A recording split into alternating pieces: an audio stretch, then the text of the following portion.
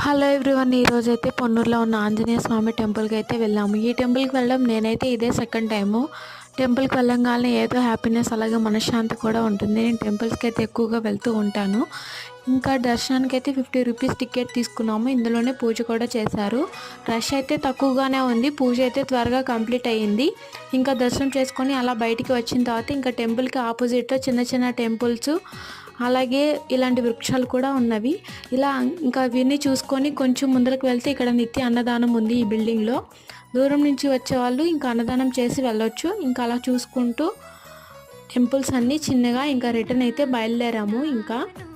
ఇంకా రిటర్న్ బయలుదేరి ఇంకా బస్ అయితే ఎక్కాము గుంటూరుకి. ఇంకా అలా వెళ్తూ ఉండగా మా కాలేజ్ అయితే కనిపించింది. ఈ కాలేజ్ ఎంతమందికి తెలుసు, ఎంతమంది ఈ కాలేజ్లో చదివారు కామెంట్ చేయండి, లైక్ చేయండి. కాలేజ్ కనిపించగానే ఇంకా ఎక్కడో తెలియని హ్యాపీనెస్, మళ్ళీ కాలేజ్ లైఫ్ తిరిగి వస్తే బాగుండు అనిపించింది. మీకేమనిపించింది కామెంట్